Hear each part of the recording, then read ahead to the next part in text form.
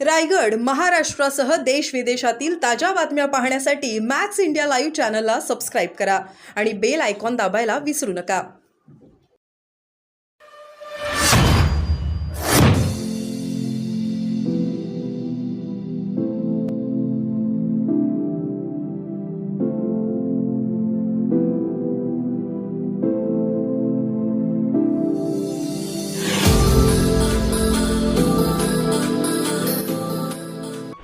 आणि कार्यकर्त्यांना या संदर्भातली सगळी माहिती देण्यासाठी महामेळावा होतो.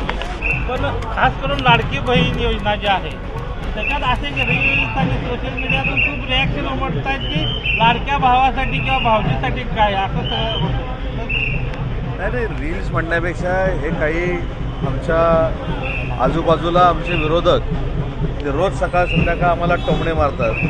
त्याच्यातला तो आदल्या दिवशीचा टोमणा होता. हे बजेट ज्यांनी ऐकलं नव्हतं त्यांचा तो आदल्या दिवशीचा टोमणा होता. परंतु आमच्या अर्थमंत्र्यांनी असा काही मास्टर स्ट्रोक मारला आहे की आमच्या भावांना देखील मदत केलेली आहे. जे युवक अतिशय चांगल्या पद्धतीनं शिकण्याचा प्रयत्न करतील, प्रशिक्षण घेण्याचा प्रयत्न करतील त्यांना देखील 6,000 रुपये, 8,000 रुपये आणि 10,000 रुपये स्टायपंड दरमहा देण्याचा निर्णय हा आमच्या सरकारनं घेतलेला आहे. त्याला 14,000 कोटी रुपयाची तरतूद केलेली आहे. महिला भगिनींसाठी आम्ही जवळजवळ 46,000 कोटीची तरतूद केलेली आहे. आणि सगळ्यात महत्त्वाचं तुम्ही आम्ही ज्यांच्या जीवावर 2 वेळेचं जेवतो त्या शेतकऱ्यांच्या 7.5 हॉर्सपावरपर्यंतच्या पंपाचं बिल देखील आमच्या सरकारनं माफ केलेलं आहे. आणि म्हणून मला असं वाटतं काही लोकांना पोळसू उठलेलं आहे, काही लोकांचे मनसुबे हे धुळेला मिळालेले आहेत. त्याच्यामुळे ही टीका टिप्पणी होत असते. संजय राऊत असं म्हटले रवींद्र वेकरांना ज्या पद्धतीने क्लीन चिट दिली हे सरकार फक्त आता दाऊदला क्लीन चिट द्यायचं बाकी आहे असं त्यांनी टीका केली. विरोधकांनी टीका करणं हा लोकशाहीतला एक भाग आहे. आता ज्यांनी आमच्यावर टीका केली त्यांनी जर एकनाथ शिंदे साहेबांचं कौतुक केलं तर ते देखील एकनाथ शिंदे साहेबांच्या संपर्कात आहेत असं होईल. त्याच्यामुळं मला असं वाटतं की कोण काय म्हणतं याच्यापेक्षा आम्ही प्रामाणिकपणे विकासाची कामं करतोय, लोकांपर्यंत पोहोचण्याचं काम करतोय, महिला भगिनींचे प्रश्न सोडवतोय, युवा वर्गाचे प्रश्न सोडवतोय, वरिष्ठांचे प्रश्न सोडवतोय. आणि आता कोणाला काहीच न राहिल्यामुळं अशा पद्धतीची टीका होत असते. सामंत साहेब, ज्या पद्धतीनं आता मनोज जरांगे पाटलांनी पुन्हा एकदा मोर्चाचं शस्त्र हातात घेतलंय हे पाहता येणाऱ्या विधानसभेच्या निवडणुकीत पुन्हा एकदा हा तुमच्यासमोर टास्क असू शकतो. त्यांनी आज असं म्हटलंय की ज्या पद्धतीनं लोकसभेत तुमची अवस्था झाली त्यापेक्षा वाईट अवस्था विधानसभेत. मला असं वाटतं की एखादं आंदोलन हे विधानसभेचं आणि लोकसभेची निवडणूक डोळ्यासमोर ठेवून असू नये. मराठा समाजाच्या न्याय हक्कासाठी मनोज जरांगेंनी जे पाऊल उचललेलं होतं त्याचं 100% स्वागत सरकारनं केलेलं होतं. निजामकालीन नोंदीच्या बाबतीत सरकार सकारात्मक होतं, त्यासाठी शिंदे समिती देखील नेमलेली आहे.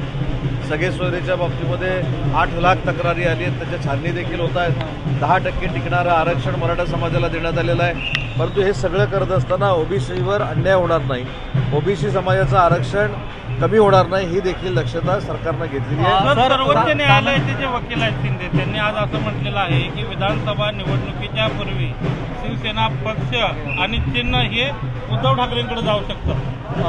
15 आणि 16 तारखेला याबाबतीत सुनावणी आहे. आतापर्यंत ज्या पद्धतीने युक्तिवाद झाला आहे त्यावरती या सगळ्या रिॲक्शन येत आहेत. मला असं वाटतं की न्यायालयामध्ये ही बाब प्रलंबित आहेत आणि न्यायालयामध्ये ही बाब प्रलंबित असताना त्याच्यावर मी बाहेर चर्चा करणं हे योग्य नाही. काही लोक करतात, काही लोक त्यांच्या बाजूनं जर न्याय मिळाला नाही तर त्या न्यायालयावर, न्यायाधीशांवर देखील टीका करतात. परंतु लोकशाहीतली ही परंपरा आहे की जर एखादी बाब न्यायप्रविष्ट असेल तर त्याच्यावर बाहेर चर्चा करणं योग्य आहे. खेळाडूंना 11 कोटी दिले आहेत त्याच्यावरून देखील विरोधकांनी टीका केलेली आहे. 11 कोटी द्यायला गरज नव्हती, राज्याची तिजोरी कुठेतरी लुटण्याचं काम राज्य सरकारच्या माध्यमातून होतं असं सांगतात. जे कोण टीका करतायत ते महाराष्ट्राच्या दृष्टीनं दुर्दैव आहे. कारण महाराष्ट्राच्या जनतेनं, महाराष्ट्राच्या लोकांनी, मुंबईकरांनी विश्वचषक आणल्यामुळं जे काही प्रेम केलेलं आहे आपल्या इंडियाच्या टीमवर, भारताच्या संघावर, त्याला ते बक्षीस दिलेलं आहे. जे 11 कोटी रुपये दिलेले आहेत त्याच्यामुळे त्यांचं फार मोठं भलं होणार आहे आणि अजून काही त्यांच्या बाबतीमध्ये घडणार आहे अशातला भाग नाही. परंतु एखादी गोष्ट चांगली झाल्यानंतर आपण त्यांना बक्षीस देतो, त्या पद्धतीचं ते बक्षीस आहे. आणि 14 कोटी जनतेच्या वतीनं पालक म्हणून सरकारनं दिलेले ते बक्षीस आहे. त्याच्यावर तरी टीका टिप्पणी करू नये, कारण देशप्रेमापोटी दिलेले ते बक्षीस पण आहे. सर, राज्यात एका ठिकाणी शेतकऱ्यांच्या आत्महत्येच्या संख्येत वाढ होते, मात्र सरकार अशी निधी देऊन, असे बक्षीस देऊन स्वतःची पाठ थोपटतंय असं विरोधी पक्षाने. विरोधी पक्षनेते काही म्हणू देत, विरोधी पक्षनेते काय म्हणतात याच्यापेक्षा जे बक्षीस आपण गावातल्या खेळाडूंना देखील बक्षीस देतो. गावातले खेळाडू जर तालुक्या स्तरावर चमकले तर ग्रामपंचायत तिथली बक्षीस देते. आज तर 14 कोटी जनतेनं इंडिया टीमचं स्वागत केलं आहे, भारतीय टीमचं स्वागत केलेलं आहे. भारतीय टीमच्या विजयामध्ये पूर्ण महाराष्ट्र, पूर्ण देश सामील आहे. आणि म्हणून भारताच्या टीमनं जर विजयोत्सव साजरा करण्याची संधी देशवासियांना दिली असेल, महाराष्ट्रातल्या जनतेला दिली असेल, तर त्यांना 11 कोटी रुपयाचं बक्षीस दिलेलं आहे. म्हणून म्हटलं, देशभक्ती जर मनामध्ये असेल तर अशा पद्धतीचे प्रश्न निर्माण होत नाहीत. परंतु शेतकऱ्यांबद्दल 100% आमची भूमिका ही सकारात्मक असल्यामुळं 7.5 हॉर्सपॉवरपर्यंतच्या पंपांचं वीज बिल आम्ही माफ केलेलं आहे. सर, इकडे एक सगळ्यात महत्त्वाचा प्रश्न, मुख्यमंत्र्यांकडे सामाजिक न्याय खातं आहे. सामाजिक न्याय खात्यामध्ये मागच्या आठवड्यात ऑर्डर निघाली, जाहिरातीसाठी 170 कोटीचं काम दिलं गेलं आहे. आणि ते जे पैसे आहेत, थेट ज्या लाभाच्या योजना आहेत, म्हणजे संजय गांधी निराधार योजना असेल किंवा अशा वेगवेगळ्या थेट लाभाच्या योजनेतले पैसे जाहिरातीवर खर्च केले जाणार आहे. तर जाहिरात महत्त्वाची आहे, लोकांना लाभ मिळणं महत्त्वाचं आहे. घाबरलो मी, मला वाटलं आता काय गडबड होते की काय. सामाजिक न्याय खातं जरी मुख्यमंत्री मोदयांकडे असलं तरी त्याची पूर्ण माहिती ही माझ्यासारखा कार्यकर्ता नक्की घेईल.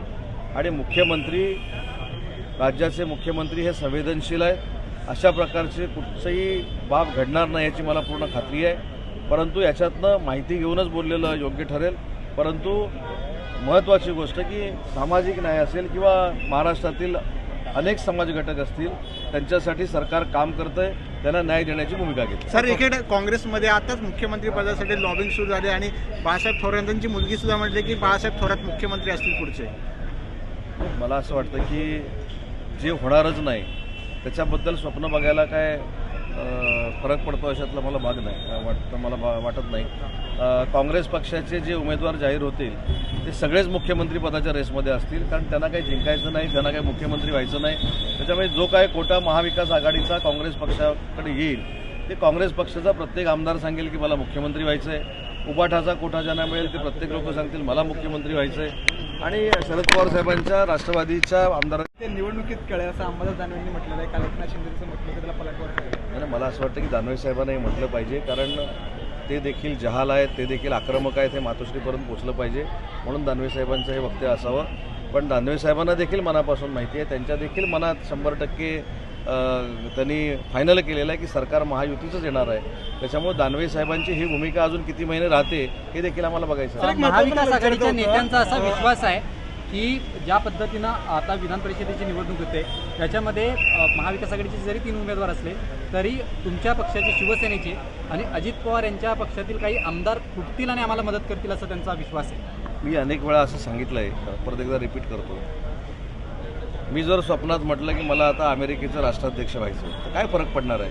त्याच्यामुळे मी काल देखील जबाबदारीने सांगितलं की आमचे 9चे 9 उमेदवार निवडून येतील आणि 3 पैकी 2 त्यांचे येतील, 1 घरी जाईल. Thank you sir.